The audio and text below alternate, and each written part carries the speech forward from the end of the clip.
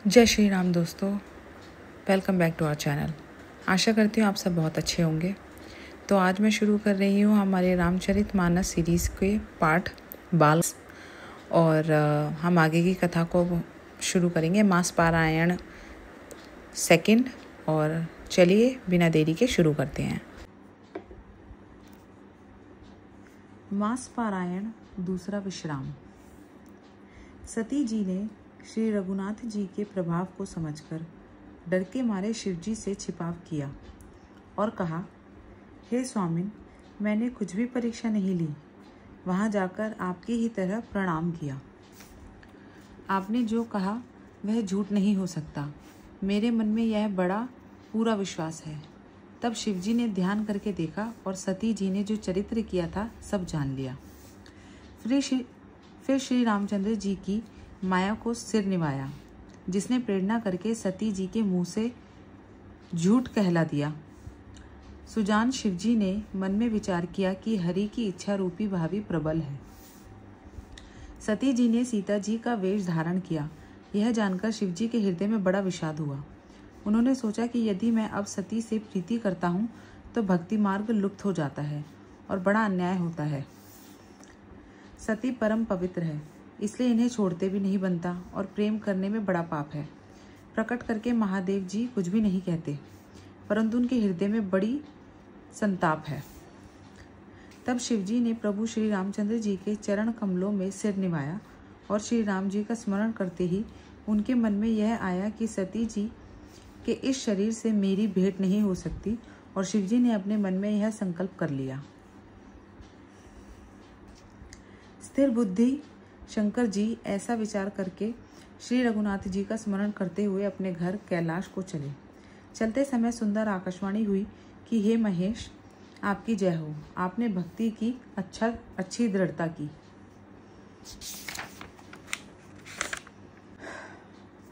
आपको छोड़कर दूसरा कौन ऐसी प्रतिज्ञा कर सकता है। आप श्री रामचंद्र जी के भक्त हैं, समर्थ हैं और भगवान हैं। इस आकाशवाणी को सुनकर सती जी के मन में चिंता हुई और उन्होंने सकुचाते हुए शिव जी से पूछा, हे कृपालु, कहिए आपने कौन सी प्रतिज्ञा की है। हे प्रभु, आप सत्य के धाम और दीन दयालु हैं। यद्यपि सती जी ने बहुत प्रकार से पूछा, परंतु त्रिपुरारी शिव जी ने कुछ न कहा। सती जी ने हृदय में अनुमान किया कि सर्वज्ञ शिव जी सब जान गए। मैंने शिव जी से कपट किया। स्त्री स्वभाव से ही मूर्ख और बेसमझ होती है। प्रीति की सुंदर रीति देखिए कि जल भी दूध के समान भाव दिखता है, परंतु फिर कपट रूपी खटाई पड़ते ही पानी अलग हो जाता है और स्वाद प्रेम रह जाता है। अपनी करनी को याद करके सती जी के हृदय में इतना सोच है और इतनी अपार चिंता है कि जिसका वर्णन नहीं किया जा सकता। उन्होंने समझ लिया कि शिवजी कृपा के परम अथाह सागर हैं, इससे प्रकट में उन्होंने मेरा अपराध नहीं कहा। शिवजी का रुख देखकर सती जी ने जान लिया कि स्वामी ने मेरा त्याग कर दिया और वे हृदय में व्याकुल हो उठी। अपना पाप समझकर कुछ कहते नहीं बनता, परंतु हृदय भीतर ही भीतर कुम्हार के आवे के समान अत्यंत जलने लगा। वृषकेतु शिवजी ने सती को चिंतायुक्त जानकर उन्हें सुख देने के लिए सुंदर कथाएं कही। इस प्रकार मार्ग में विविध प्रकार के इतिहासों को कहते हुए विश्वनाथ कैलाश जा पहुंचे। वहां फिर शिवजी अपनी प्रतिज्ञा को याद करके बड़े पेड़ के नीचे पद्यासन लगाकर बैठ गए। शिवजी ने अपना स्वाभाविक रूप संभाला। उनकी अखंड और अपार समाधि लग गई। तब सती जी कैलाश पर रहने लगी। उनके मन में बड़ा दुख था। इस रहस्य को कोई कुछ भी नहीं जानता था। उनका एक एक दिन युग के समान बीत रहा था। सती जी के हृदय में नित्य नया और भारी सोच हो रहा था कि मैं इस दुख समुद्र के पार कब जाऊंगी। मैंने जो श्री रघुनाथ जी का अपमान किया और फिर पति के वचनों को झूठा जाना, उसका फल विधाता ने मुझको दिया। जो उचित था वही किया, परंतु हे विधाता, अब तुझे यह उचित नहीं है जो शंकर से विमुख होने पर भी मुझे जिला रहा है। सती जी के हृदय की ग्लानि कुछ कही नहीं जाती। बुद्धिमती सती जी ने मन में श्री रामचंद्र जी का स्मरण किया और कहा, हे प्रभु, यदि आप दीन दयालु कहलाते हैं और वेदों ने आपका यह यश गाया है कि आप दुखों को हरने वाले हैं, तो मैं हाथ जोड़कर विनती करती हूँ कि मेरी यह देह जल्दी छूट जाए। यदि मेरे शिवजी के चरणों में प्रेम है और मेरा यह व्रत मन, वचन और कर्म से सत्य है, तो हे सर्वदेशी प्रभु सुनिए और शीघ्र वह उपाय कीजिए जिससे मेरा मरण हो और बिना ही परिश्रम यह असहस्त्र विपत्ति दूर हो जाए। दक्ष सुता सती जी इस प्रकार बहुत दुखित थी। उनको इतना दारुण दुख था कि जिसका वर्णन नहीं किया जा सकता। 87,000 वर्ष बीत जाने पर अविनाशी शिवजी ने समाधि खोली। शिवजी राम नाम का स्मरण करने लगे। तब सती जी ने जाना कि अब जगत के स्वामी जागे। उन्होंने जाकर शिवजी के चरणों में प्रणाम किया। शिवजी ने उनके बैठने के लिए सामने आसन दिया। शिवजी भगवान हरि की रसमयी कथाएं कहने लगे। उसी समय दक्ष प्रजापति हुए। ब्रह्मा जी ने सब प्रकार से योग्य देख समझकर दक्ष को प्रजापतियों का नायक बना दिया। जब दक्ष ने इतना बड़ा अधिकार पाया तब उनके हृदय में अत्यंत अभिमान आ गया। जगत में ऐसा कोई नहीं पैदा हुआ जिसको प्रभुता पाकर मद न हो। दक्ष ने सब मुनियों को बुला लिया और वे बड़ा यज्ञ करने लगे। जो देवता यज्ञ का भाग पाते हैं, दक्ष ने उन सबको आदर सहित निमंत्रित किया। किन्नर, नाग, सिद्ध, गंधर्व और सब देवता अपनी अपनी स्त्रियों सहित चले। विष्णु, ब्रह्मा और महादेव जी को छोड़कर सभी देवता अपना अपना विमान सजाकर चले। सती जी ने देखा अनेकों प्रकार के सुंदर विमान आकाश में चले जा रहे हैं। देव सुंदरियां मधुर गान कर रही हैं, जिन्हें सुनकर मुनियों का ध्यान छूट जाता है। सती जी ने विमानों में देवताओं के जाने का कारण पूछा। तब शिवजी ने सब बातें बतलाई। पिता के यज्ञ की बात सुनकर सती कुछ प्रसन्न हुई और सोचने लगी कि यदि महादेव जी मुझे आज्ञा दे तो इसी बहाने कुछ दिन पिता के घर जाकर रहूं, क्योंकि उनके हृदय में पति द्वारा त्यागी जाने का बड़ा भारी दुख था, पर अपना अपराध समझकर वे कुछ कहती न थी। आखिर सती जी भय, संकोच और प्रेम रस में सनी हुई मनोहर वाणी से बोली, हे प्रभु, मेरे पिता के घर बहुत बड़ा उत्सव है। यदि आपकी आज्ञा हो तो हे कृपा धाम, मैं आदर सहित उसे देखने जाऊं। शिवजी ने कहा, तुमने बात तो अच्छी कही, यह मेरे मन को भी पसंद आई, पर उन्होंने न्योता नहीं भेजा, यह अनुचित है।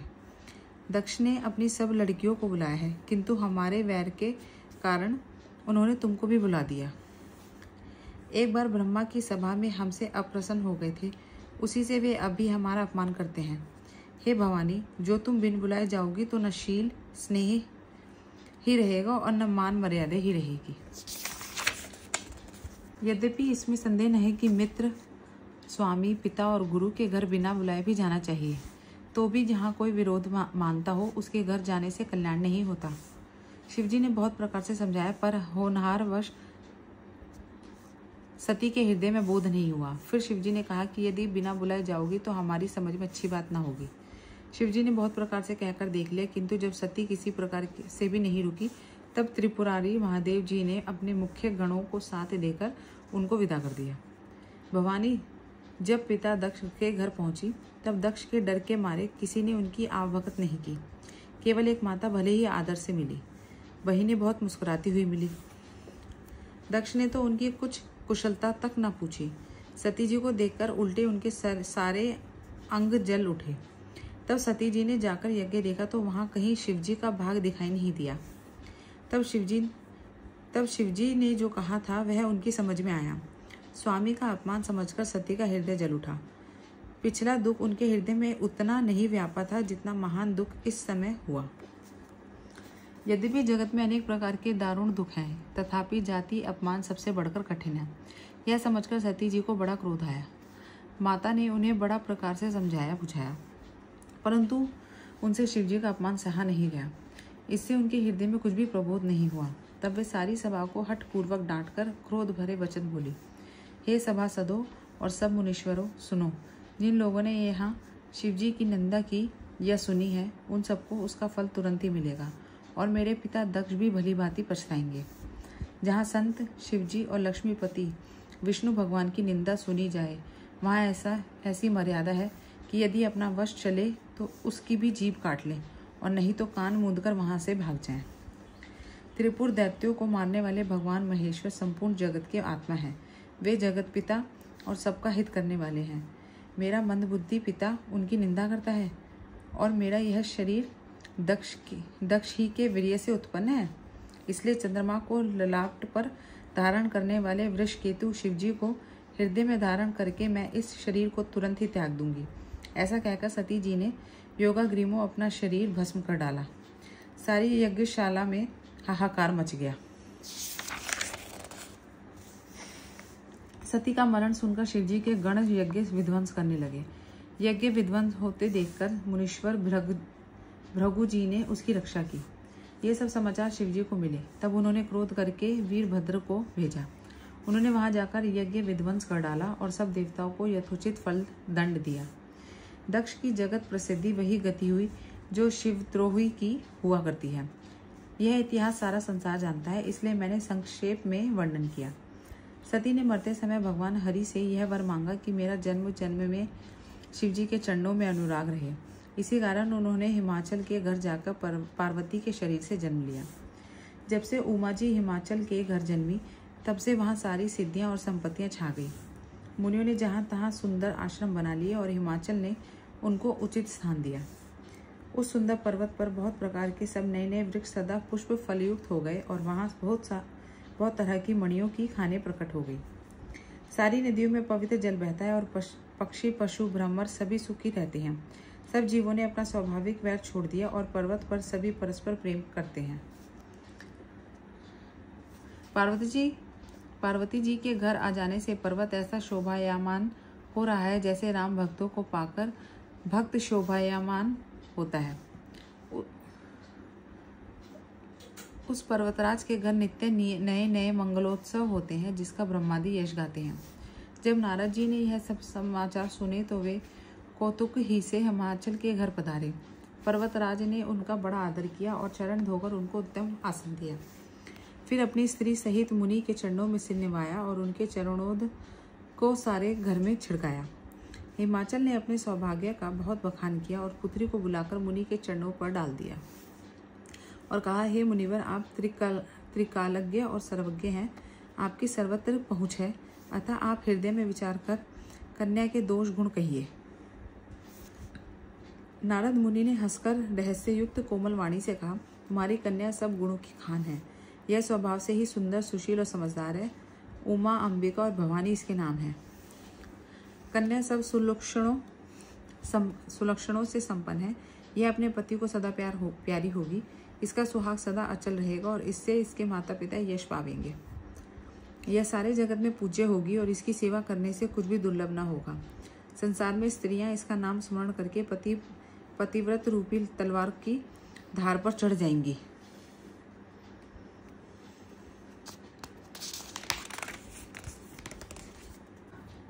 हे पर्वतराज, तुम्हारी कन्या सुलक्षणी है। अब इसमें जो 2-4 अवगुण हैं उन्हें भी सुन लो।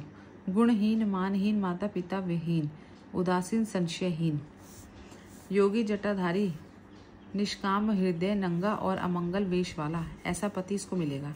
इसके हाथ में ऐसी ही रेखा पड़ी है। नारद मुनि की वाणी सुनकर और उसको हृदय में सत्य जानकर पति पत्नी को दुख हुआ और पार्वती जी प्रसन्न हुई। नारद जी ने भी इस रहस्य को नहीं जाना, क्योंकि सबकी बाहरी दशा एक सी होने पर भी भीतरी समझ भिन्न भिन्न थी। सारी सखियां पार्वती, पर्वतराज, हिमवान और मैना सभी के शरीर पुलकित थे और सभी के नेत्रों में जल भरा था। देवऋषि के वचन असत्य नहीं हो सकते। पार्वती ने उन वचनों को हृदय में धारण कर लिया। उन्हें शिवजी के चरण कमलों में स्नेह उत्पन्न हो आया, परंतु मन में यह संदेह हुआ कि उनका मिलना कठिन है।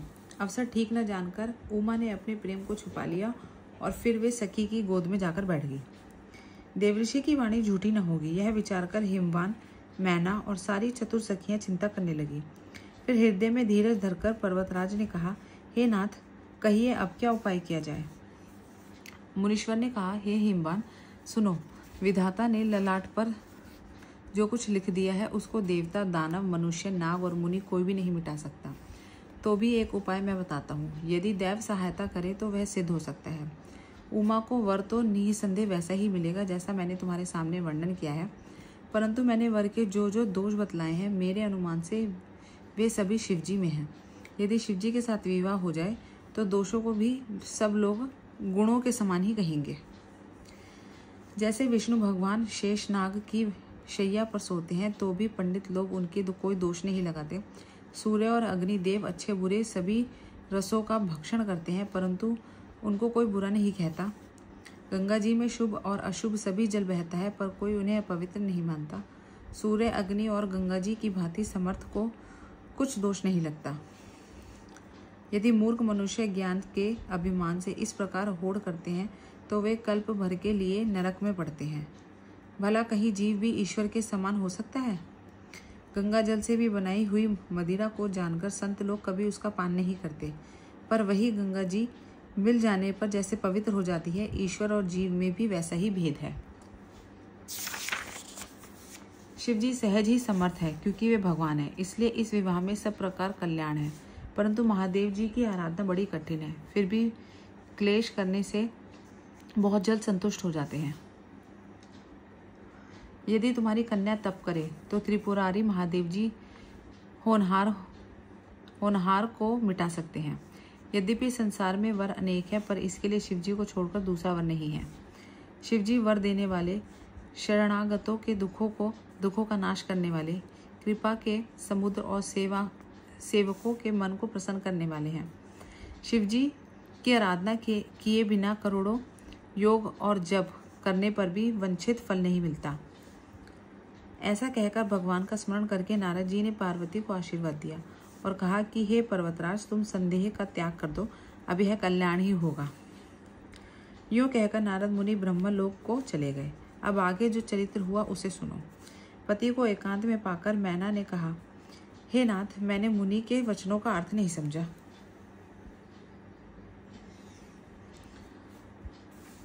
जो हमारी कन्या के अनुकूल घर, वर और कुल उत्तम हो तो विवाह कीजिए, नहीं तो लड़की चाहे कुंवारी ही रहे। मैं अयोग्य वर के साथ उसका विवाह नहीं करना चाहती, क्योंकि हे स्वामिन, पार्वती मुझको प्राणों के समान प्यारी है। यदि पार्वती के योग्य वर न मिला तो सब लोग कहेंगे कि पर्वत स्वभाव से ही जड़ मूर्ख होते हैं। हे स्वामी, इस बात को विचार कर ही विवाह कीजिएगा, जिसमें फिर पीछे हृदय में संताप न हो। तो चलिए दोस्तों, हम रामचरितमानस बालकांड सीरीज डे 7 को यहीं पर ख़त्म करते हैं आज के लिए। आशा करती हूँ आपको मेरे साथ यह पाठ करके बहुत अच्छा लग रहा होगा। और अगर आपने मेरे चैनल को लाइक, शेयर, सब्सक्राइब नहीं किया तो प्लीज़ कर दीजिए, ताकि आप मेरे आने वाले वीडियोस को मिस ना करें। और तब तक अपना ध्यान रखिए। मैं मिलती हूँ आपसे अगले वीडियो में। धन्यवाद। जय श्री राम।